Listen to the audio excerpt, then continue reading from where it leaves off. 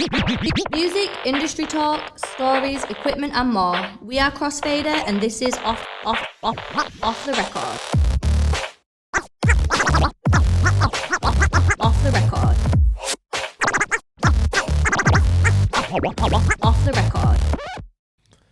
Hello gang, welcome back to this week's Off the Record podcast. We are back after a little, not a break from the podcast, but we had Zoe London on last week. Yeah, man. I had great response from that, like great to get her perspective. Zoe London is let's sort of influencer slash DJ first, influencer, brands. If you want to go listen to that last week, it's a great insight into how to build a brand around being a DJ.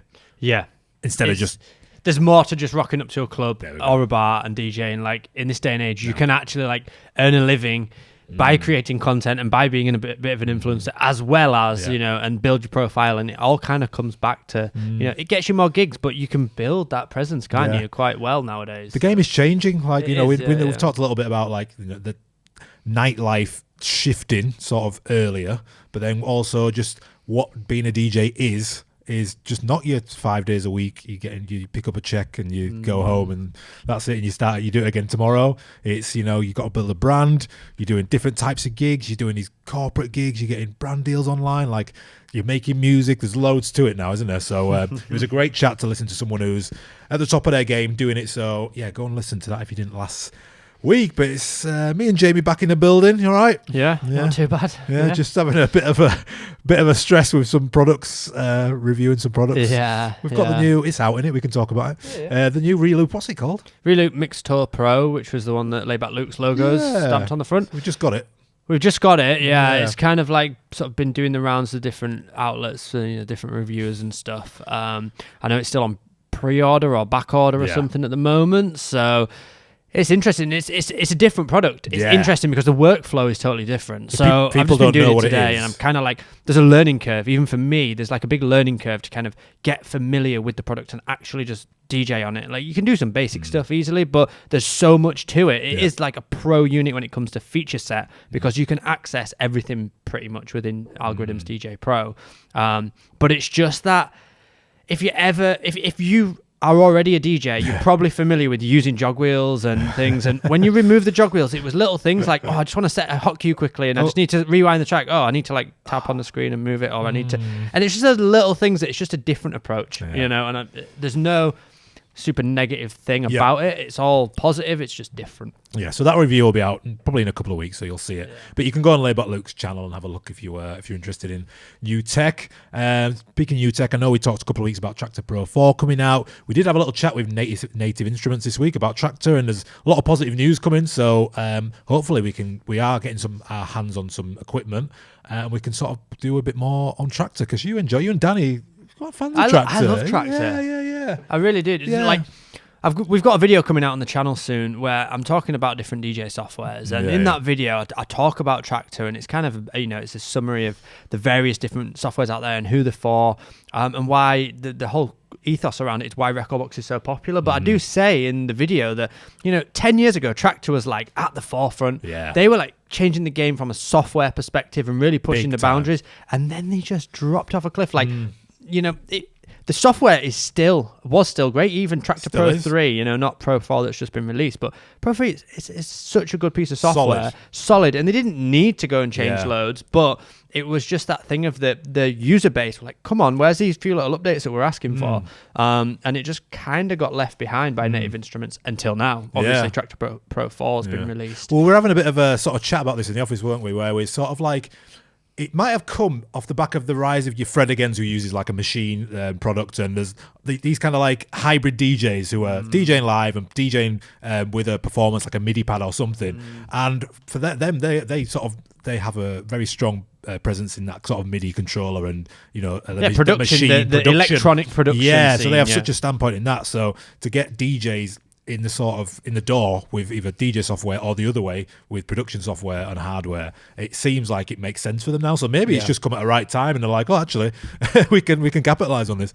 So let's see what looking forward to getting the hands on the equipment and stuff like that. So we'll see what happens. Got a sick email here actually. We're gonna have a little chat about different types of DJs, and we've got a conversation coming up with a girl called Naomi, who, if you listened a couple of weeks ago, I went to Tomorrowland. I'll stop talking about it from today. I will stop talking about it. But we met at Tomorrowland. Guess what? He went to Tomorrowland. We met at Tomorrowland, and she sort of took some crossfader courses, and she DJ'd at Tomorrowland. So I thought we need to talk to her. So we've got a conversation coming up with Naomi. But on the other end of the spectrum, I got a great email today from Cy Funkin. Great name, by the way. From Auckland. It says, big shout outs and love from Auckland, New Zealand. I often get asked how I do it. I've been DJing for almost 30 years. I've played loads of gigs, weddings, birthdays, corporate events, gigs, etc. I try to tell other DJs it's more about the passion for music and DJing that drives me every month. There's so much to learn and enjoy about music, all the software, all the gear, challenges of marketing, creating a brand, content, and breaking free of old habits and music to stay relevant. I want to give a shout out to all the DJs over 40 bringing that experience to the dance floor. I hope people can find something new to get them fired up. I've used Crossfader for the last few years, and now I'm starting to make beats, make tunes, and already had a couple of tunes signed. Just thought it was a bit of a positive one. Do you know? I love it. I love the energy about approaching it as a wholehearted experience of, okay, it's not just about the mixing, it's not just about the content, it's not just about providing something on the dance floor. It's a bit of everything. And it's re-challenging yourself all the time. Like you were saying, it's that ongoing challenge of how can I be present as a brand, as a DJ, and making content, but how can I also fill the dance floor and provide a good energy and atmosphere, and what are the challenges I can give myself to keep leveling up. So nice. And bravo for getting a tune signed. Yeah, exactly. And I think to still have that positive mindset, he's over 40, is great. And you've got to look at all these things as like fun challenges. It can be hard, and I think staying relevant is the thing. As you get older, is like how do I keep this? But I think we've seen sort of online with different people blowing up, just speaking to your audience all the time sort of helps. You can't force yourself to sort of like something you don't. So yeah, great one. I feel like there's a bit more to say about this, the over 40 age group, right? Go.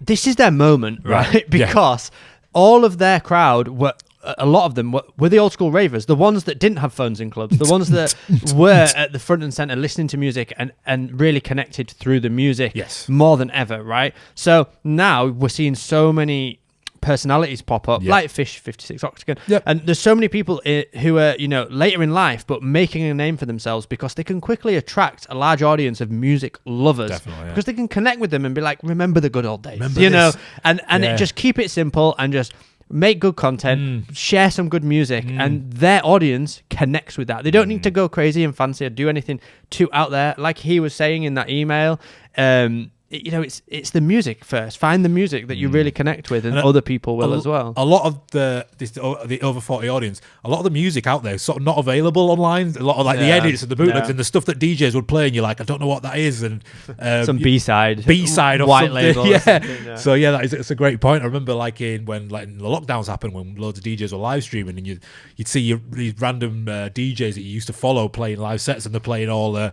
vinyl and stuff. There's like 3 made, and you're like, yes, what is the track ID? Yeah, amazing. Sort of on the flip side then, somebody sort of starting their career early in their journey was Naomi, who bumped out in Tomorrowland. And if you don't know, I bumped into her. I was seeing a DJ, and she was like, "Oh, Lawrence Crossfader." I was like, "Hello," and she's like, "Oh my god, I took your courses a couple of years ago, and I've just played at Tomorrowland." I was like, "Wow, this is amazing! Like, let's talk about this. How does this happen?"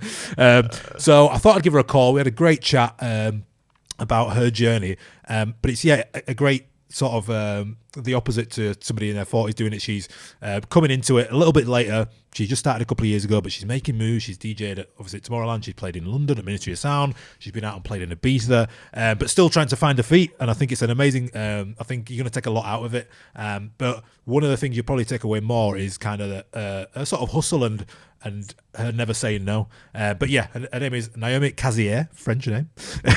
Naomi Cazier. And this is how our conversation went. So yeah, last 2 weeks ago, I was walking through Tomorrowland. I was backstage, Dom Dollar, and bumped into you, and you were like, "Oh my god, Crossfader!" I'm like, "Hi." You're like, "Yeah, I've just played here.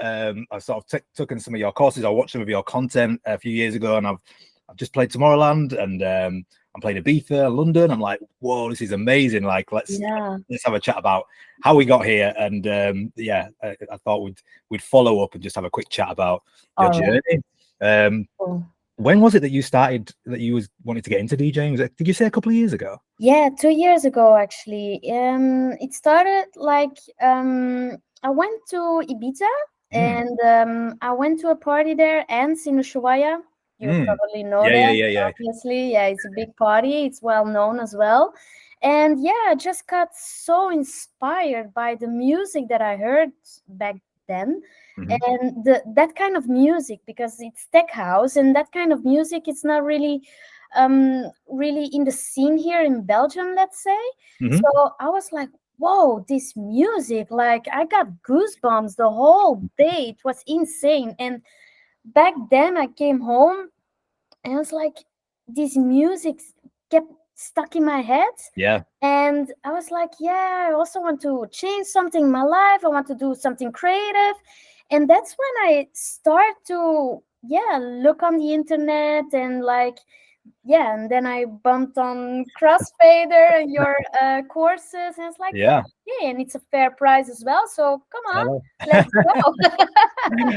That's so cool that he was inspired. I mean, Ibiza will do that to anybody, right? Like that. There's been a lot of stories where I've spoke to DJs and they're like, yeah, I went to Ibiza, and I'm like, yeah, no, I get it. It's an inspiring place to go. It does something with you. Also, if you're not really into DJing, or it doesn't matter, like that island has some sort of vibe or energy, like it does something with you. In a positive way. So how long did it take you to start get learning? What did you buy? Have you got equipment? Did you learn somewhere? Like how did you start, first of all, being like, okay, this is what I want to do, where shall I begin? What happened? First of all, I Googled everything. First, like, okay, what does it take to become a DJ? On YouTube, search for videos, interviews, courses, or like, stuff like that. And I was like, okay, what kind of equipment do I need to just start at home? And let's see from there. And I got myself a little tiny DDJ 400. Yeah. Still have it here. Nice. Baby. Perfect. It's perfect. Yeah.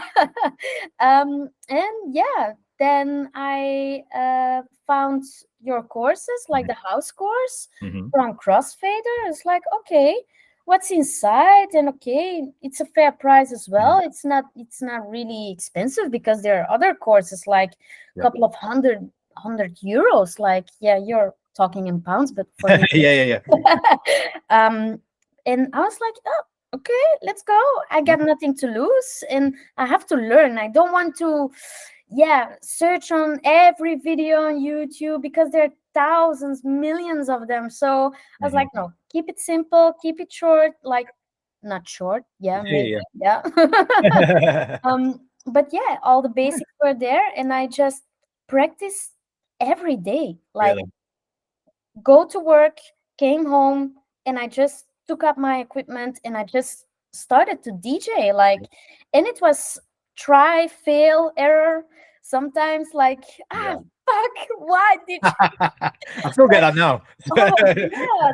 Sometimes like, why am I making this mistake? Like, okay, no, come again. And and after a while, I started to really have fun with DJing and search for music. And at some point, like, friends were telling me like, hey, if you really want to get out there, you have to start film yourself. It was like, Oh. myself, like, you're crazy. But I thought about it, and then I was like, okay, why not? Amazing. Like, show the people that I'm starting to DJ, because if you are a DJ, like, at some point you have a lot of people somebody's gonna watch you DJ. So and so what was that like when you start? Because I think that a lot of people get to that point where it's like, okay, I'm loving it, it's what I want to do, I've got to film myself. But you know, you've seen like comments online. How did you sort of get over that? Or was it a case of like, just put it up to my family and friends first and build from there? How did you sort of get over that fear of having to put out content? Well, so some friends already knew that I was doing it, so at some point I just posted it. And people are supportive early as well, right? People want you to only positive feedback, reactions, like, oh wow, Naomi, you're doing a great job. and it was not perfect. Oh, If no. I took them offline, I can't watch these right now. I was like, no, I can't. Can't do this. But yeah, for now, Nice. yeah, I started to grow, and yeah. Yeah, so you just kept posting and things started to happen. So off the back of that, then when you started posting and getting a bit more experience, did you get a first gig out of the content you were making? Did you find it through a friend? How did that first kind of few gigs come about? So my first ever gig was it was my birthday, and I organized it in some bar here in Antwerp. And I invited my brothers, my friends, a friend from a friend, and I was like, yeah, I'm gonna play 1 hour. Yeah. A set, and that was the first gig that I did. It was organized myself, but it doesn't matter. It was the first time for people that I had to play for people. So and then after that, it was through Instagram, actually. A bar contacted me and they're like, hey, are you willing to play on a Friday evening for 4 hours? And eventually it turned out that I played 6 hours. So yeah, it was good. I see that as a compliment. So that's nice. And and after that, just social media. Everything comes from social media. It's crazy how social media, and then you go and you do the gigs and you network and you realize, and then you take the content from that gig, you post that content, and then all of a sudden it's like, oh, she can DJ out now. I've seen her do it, right? Yeah, exactly. But I noticed the bigger gigs, like my first festival that I played was previous year in August. It's 1 year ago. I won a DJ contest. Oh, wow. I opened the main stage, and it was really cool because it was a female only stage, and I shared the lineup with Miss Monique. Nice. With what's her name? Magdalena. Okay. Yeah, and MG as well. She's a good upcoming DJ here in Belgium. So this was just a DJ contest online. You upload a mix, is that right? Something like that? Yeah, so I uploaded mixes on SoundCloud, and yeah, for the DJ contest, we have like a website here in Belgium. It's called Vibe, and some organizations or festivals, they post their DJ contests there, and then you can participate. You send them in a mix, and then you get response if you are the winner or not. So that was the first that I won. So that's really cool. That must have been a cool feeling, the first like big festival outdoor, I'm assuming, and like I was in the moon. It's going to happen. When you hear that sound for the first time, you're like, whoa. Yeah, exactly that. Like, whoa, like turn up the volume. I was like, whoa, what is this? Monitors? Like, it was the first time. Would you say that was like a breakthrough moment for you? Like, oh, this could be like a thing. This is like what I want to do. Was that like the moment, or has there been a few more like that? No, I think to experience that for the very first time was for me like, okay, it's getting serious now. Like, let's get it. I'm hungry now. Before we talk about sort of Tomorrowland, Ibiza and stuff, where are you at in your journey right now then? So how regular are gigs? How regular are sort of one-off gigs, like clubs, residencies? Whereabouts are you at? Because every DJ journey's different, right? And you've only been on it a couple of years and you've been doing amazing. Where are you at right now, sort of week to week? So right now, like I said before, it's difficult here in Belgium because of my genre. Tech house in Belgium is still not a big thing. So I don't really have a residency here in the clubs because this music, they just don't play it that often, let's say. So you will hear it more on festivals. So so no residency for me right now, but that's okay. Here and there I have some gigs. I did Tomorrowland. That's the biggest thing I did. We'll talk about that. Yeah. And yeah, just some gigs here and there, like not the biggest one, but that doesn't matter. Like, no. It doesn't matter. Like if you can show like that I'm busy, that's enough. For me right now, that's cool. That's okay. Perfect. Yeah. Love that. Amazing. Yeah, let's talk about the Tomorrowland gigs. I think that any DJ listening to this now from our community will be like, in 2 years, I want to play there. So how does it come about, first of all? And then just talk to me about a little bit about your experience being there and playing there. You mean really of Tomorrowland only? Or how did I get there to how get did you get there to play there? So, yeah, that's a really interesting story. So again, I did a DJ contest. Oh, nice. And it was only for people who lived in that area. Okay. So I was very lucky to live around there at that time. Yep. Because I was planning to move after. So I was very lucky. So I again participated. I sent in a mixtape, and after I forgot about it. I literally forgot about it. After 2 months, they contacted me. They were like, "Hey, Naomi, your mix was awesome. You are in the finals, and you're invited to play a set live. It's like a DJ battle. Yep. So you're going against six other people, and there's going to be a jury who is going to judge you. Yeah. To judge." Like, oh shit. Okay. Oh my god. So then I came there. I was there all by myself, stressing. Where was this? Where was the? It was like in how do you say it in English? Like in a club? No, it's not really a club. It's more like for the younger people, like a youth center or something. Yeah. Okay. Something like that. Like you come inside, it smells like beer.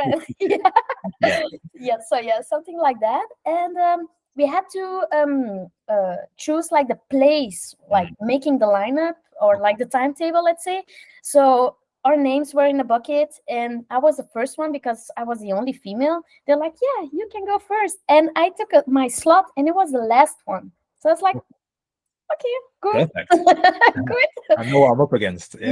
But it's also more stressful because you have to wait till the last spot. So but obviously, I prepared my set a little bit. So I was just like, it's take it or leave it. Yeah. I just came there with that mindset. When I came on stage, I was like, okay, let's get it.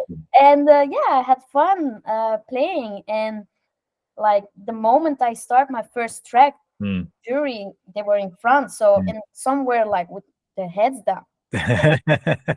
You know that moment, like you're building up to something and you just turn up the bass, like bam. Boom, yeah. And I see the heads go like this. Whoa. But I played my set, and after that they were coming together like backstage, and we had to wait for 1 hour. And after that hour they came back, and they start to like say third place. Did they tell you straight on the day? Yeah, they told you on the day. Yeah. So third place was someone else. Second place, Naomi Cazier. It was like, fuck. Oh. Yeah, and then on the winners, they were announced, and they were very happy, and they did good. But I didn't want to leave it there. I wanted to know why. So I did go to the jury, and I was like, hey, thank you for picking me for second place. I really appreciate it. But can I know why? Can I have some feedback? And they were like, oh, yeah, of course.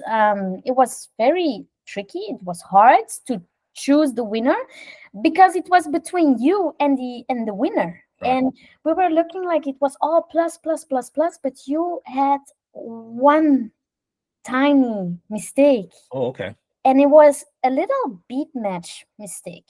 And I was like, fuck, yeah, I know. They're like, based from that, we had to be fair, and that's the reason why. Amazing. So, and I had a little chat with the rest of the jury, and they're like, girl, you nailed it. You were so good, and just keep on going because you have a lot of talent and you see also a lot of passion. So don't stop. It's not the time for you to stop now. Don't how do you say, miscourage yourself because of discourage. just keep on going. So yeah, okay, fine. I went home, and 2 weeks later, I got an email actually from Tomorrowland, Cool. and they asked me like, "Hey, are you free that day to play there?" And it's like, "Oh my God, yes, Oh, yes, yes!"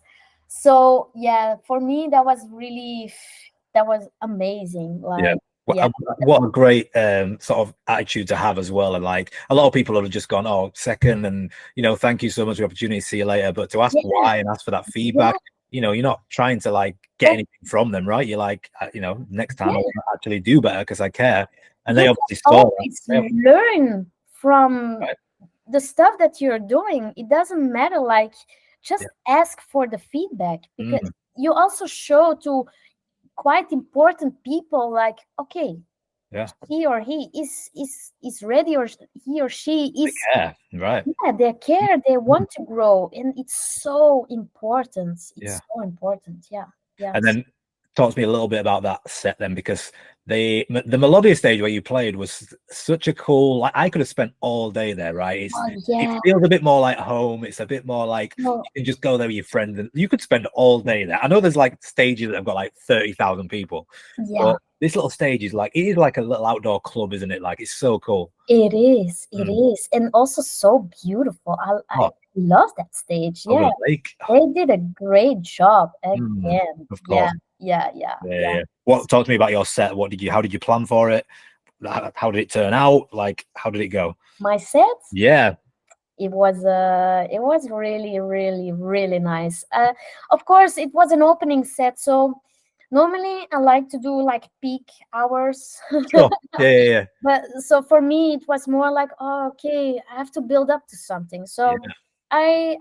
yeah, really, I build up to something, Right. and I also showed the people more my sound, what I will play like in peak hours as well. Yeah. So, Yeah. and then I just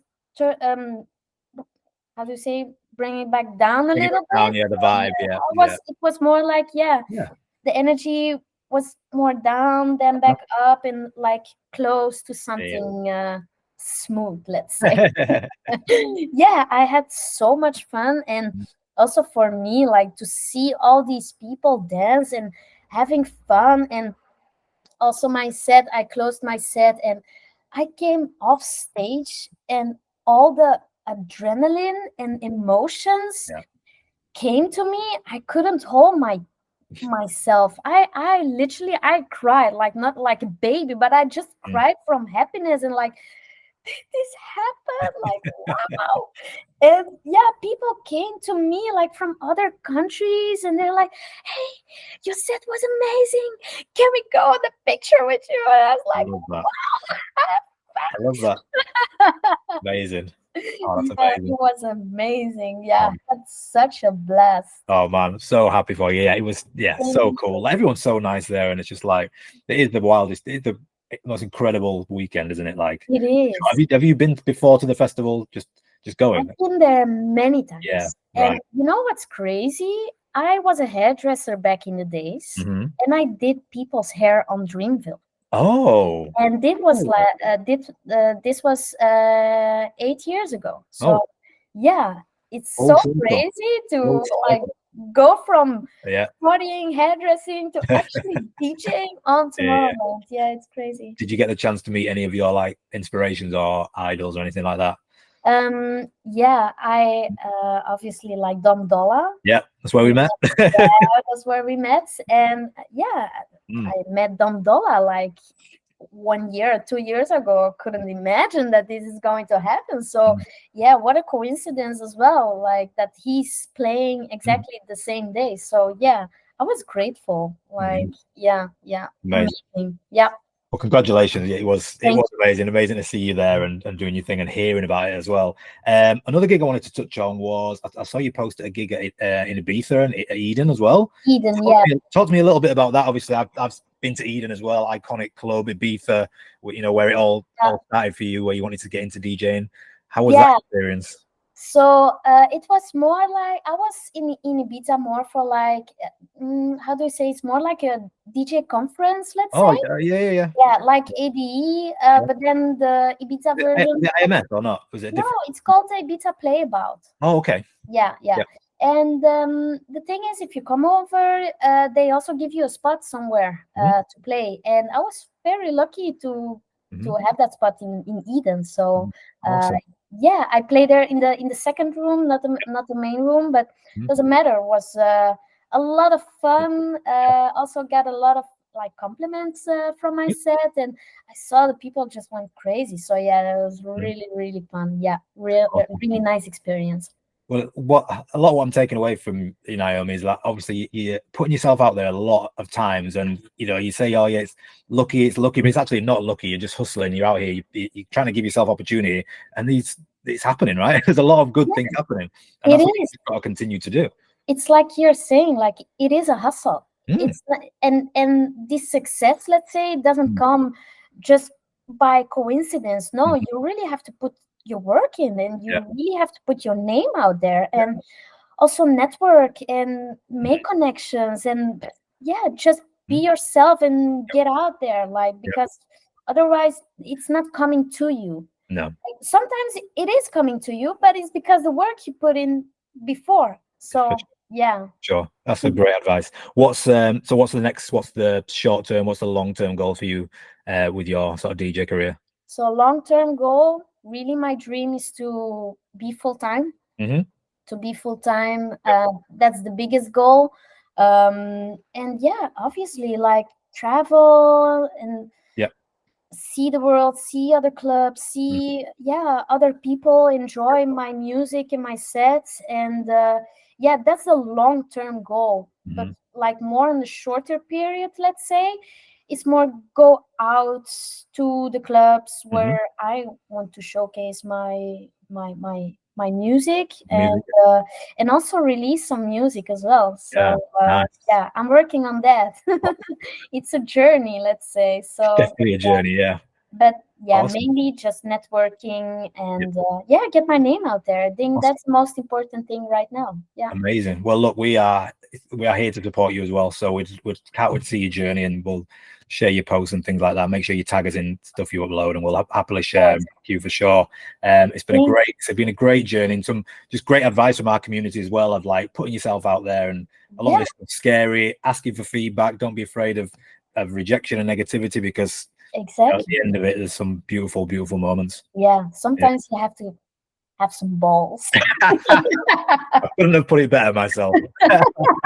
Oh, Naomi, it's been such a great pleasure to meet you in a totally different setting, but it's been great to see you again. And we'll speak soon, I'm sure. Oh yeah, of course. Thank you so much for the invitation, and it was great seeing you again, and I hope to see you again very, very soon. Tomorrowland next year for sure. Oh yeah, for sure. Oh, Naomi, have a great day. Thank you so much. Thank you. Bye. So that was my conversation with Naomi. A great chat. Super, like, I love her. She's amazing. So down to earth, and she spoke really well. And one of the big takeaways is she entered a competition to get a couple of those like big gigs. And this is like one of them sort of things where I do see a lot of these popping up. A lot of festivals do them. Some brands do them, like I know, like VK used to do them, and like, you know, beer companies are like DJ Parklife. Basically it involves like sending a mix in, and you know, somebody wins, and it's just another little foot in the door. Do you remember Danny Howard, big Radio 1 DJ Danny Howard? Yep.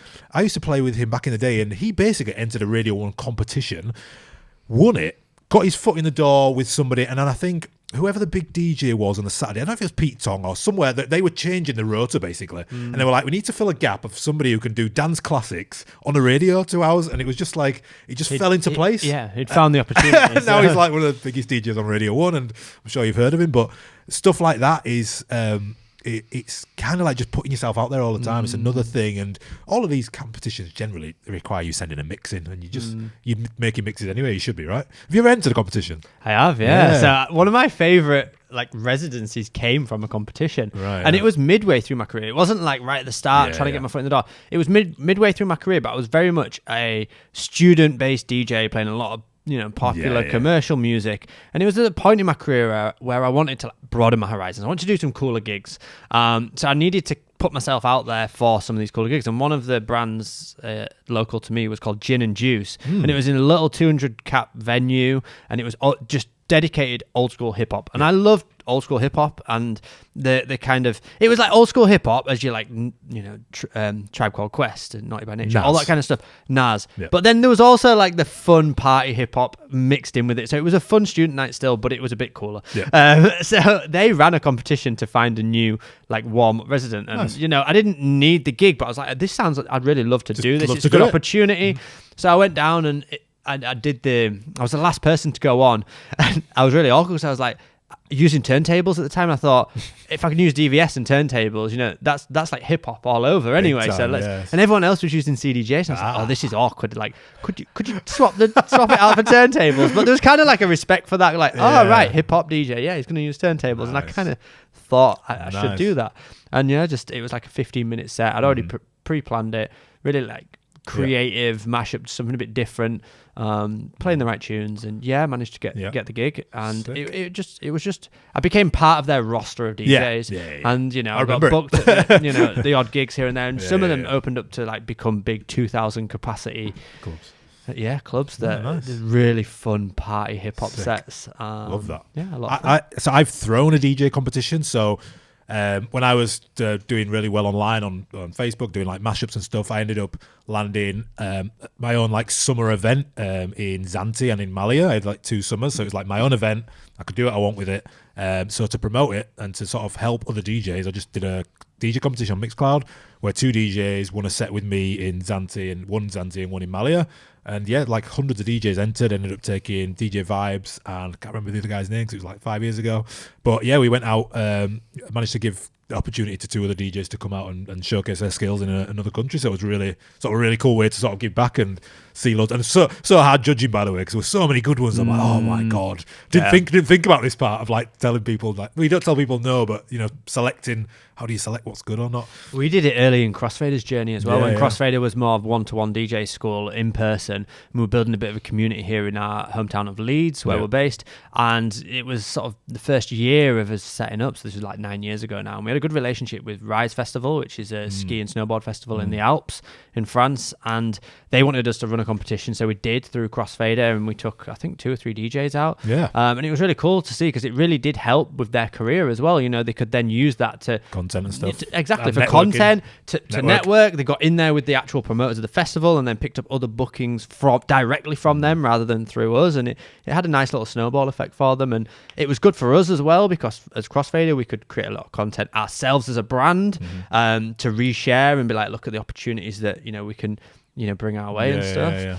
So it was good. We used to do little competitions on the Instagram, like mashup mixes and stuff, didn't we? So might have to bring that back. We are sort of doing little giveaways and stuff in our Discord. So join our Discord, because there's loads of private little stuff going on in there now. Eve, our social media queen, is organising loads of little bits. So if you want to join our Discord, either DM us or just Google Crossfader Discord, and you can join us. By the way, guys, if you want to take any course with us, we have changed the code, by the way. So this is why I want to bring it up now before I forget. So if you want to take one of our courses, it's wearecrossfader.co.uk. The drum and bass course is on there, of course, that dropped a few weeks ago, and sort of any genre you want, and all the controller software, it by now. But the code has changed, so 20 off the record is the new code to get 20% off any individual DJ course.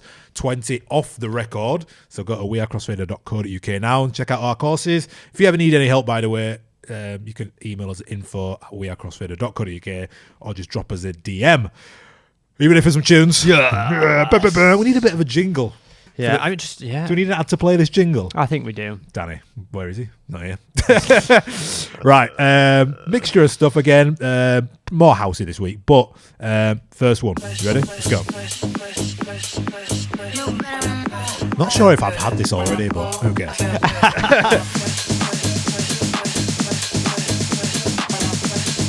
I don't think everyone's going to listen to every single episode, so.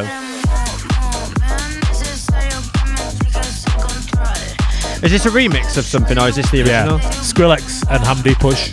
All right. Remix. Ooh, I like those like road stabs. Bum, bum, bum, bum. I really like the second drop. One sec.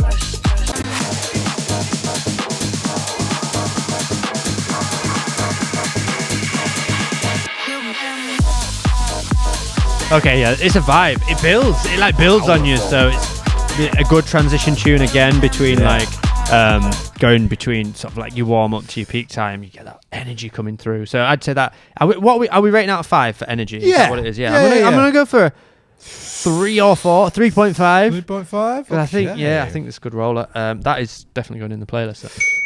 Okay, this one, like I think we played a Teardrops one last week, and you said you hate the vocal. This one, this is not Teardrops by the way, but this might be a vocal you might hate. Overdone. Yeah, no, but this one might be the same, but it's a bit of an edit. But I played it for Danny last week. He's like, yo. Can you feel me? Come on, let us do this. Sweet thing, it's such a sweet thing. No, it's I've got a bit more of an affinity to this. Okay, yeah. It reminds me of being pretty drunk in the club in Leeds. Oh! It gets you, doesn't it? Right. Yeah. Should we go to the rooftop after? Yeah, let's get it sunny for once. Ooh. There's a vocal kind of sample back in. It kind of comes back in like later, right? So. Step in my room, 'cause lady, it's on. I'm in the mood to love you all night long. 'Cause baby, Yeah, let's play this out. Ooh. and I'll give you love until you tell me no more, babe. Here's a sweet now. Right, you can't cut this short. This is a vibe. This might. I'm going with like if we were gonna do the ranking again, like we used to. This would be number 1. All right, okay. You know that blind ranking. Maybe we could do blind ranking and this at the same time. Yeah.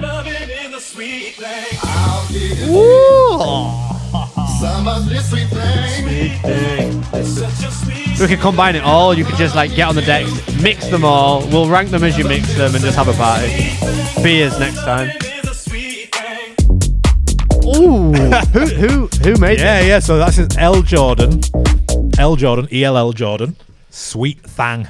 Not nice. thing. I feel like Thang. that.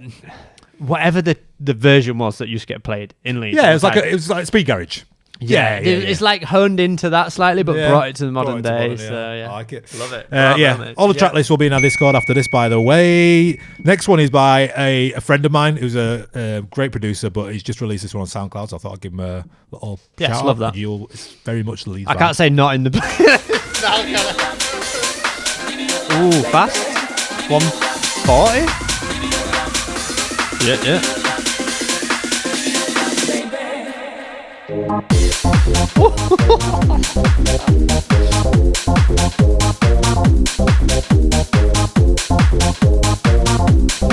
Absolute rave. Class, isn't it? Is this just a UK sound, or has this ventured beyond the UK now? I need to know. Well, Patrick Topping's global, right? And Patrick Topping is sort of pushing this sound. Yeah. So if you like that kind of thing, then yeah. Bringing the north of the UK to the world. Yeah, we always invade everywhere eventually, sound wise, don't we? Like drum and bass is global now, isn't it? So let's see. It's interesting to hear stuff like this. So this is a new tune, right? Because this could have been made. Floor burn. Yeah. Yeah. This next one, Cheating. I know he gives SoundCloud this is just my favourite song probably this year. It's a well known producer, but this is my favourite song this year. It's amazing. Don't look any further. This is another one where there's a lot of remixes of this vocal. Yeah, there is. In a world ever changing, here I am, stop. So as a producer, it's tricky because you're always fighting against kind of make something better than what's already been. Right.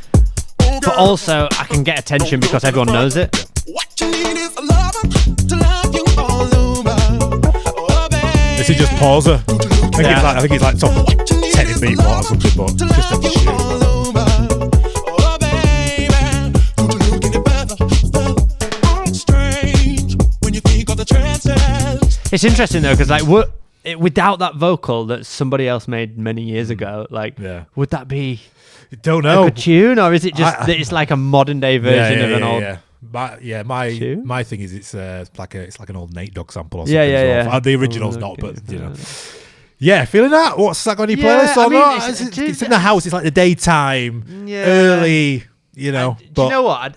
this is just- not like driving song, this. Yeah. Do you know what I mean? It's not going in the playlist with the other ones. Fair play. So it's a good tune, but it's not going in this playlist. What have we got here? We've got, let's try this. This is another old school vocal. Let's have a look.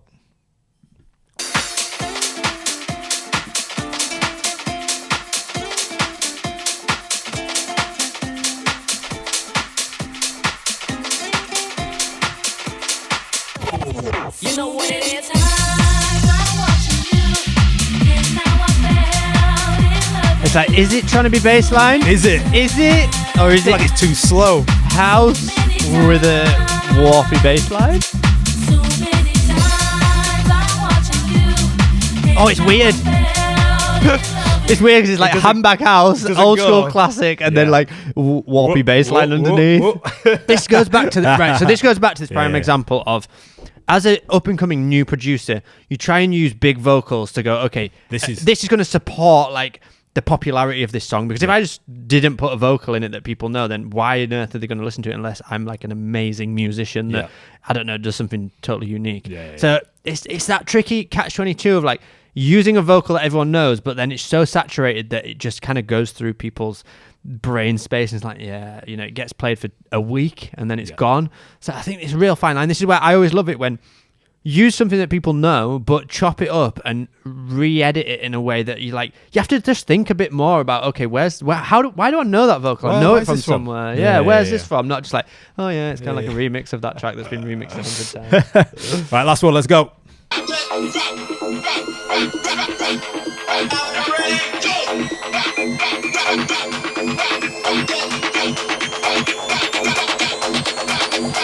It better be good. It's got a good build up.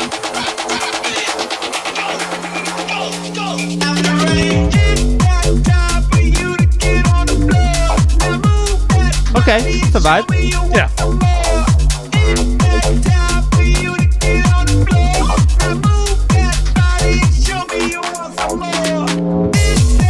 That vocal's a big club vocal at the minute. is, yeah. It's that big, yeah. Sirens coming in. There's a lot of things you can do with this, because there's a lot of like a cappella parts in it. Like this bit here. Yeah. Let's see if the second drop's different. Same. Powerful though, isn't it? It's powerful. I'd be using stems on this track because the vocal's all the way through, and it'd be nice to have a part where it drops in without the vocal, and you can, you know, There's a get little- creative with something else. In the over build-up, top. there's a little. So there's a lot of vocal space where you can just get You can messy. just with it. layer something underneath it. Yeah. Nice. Housey vibes. That would go in the playlist. Boom. But that sweet thing just Is that the that one? was like steps. That's the one. At like 10 steps above the others for me. For some reason, I don't know, but like it was an Maybe absolute vibe. because I sort of lowered your expectations so much. You're like, I'll choose this class. Guys, thanks for listening to this week's podcast. We will be back next week. Like I say, if you want to head over to wearecrossfader.co.uk and use the code 20 off the record, you get 20% off any of our individual courses. We will see you again next week. Peace Bye-bye. out.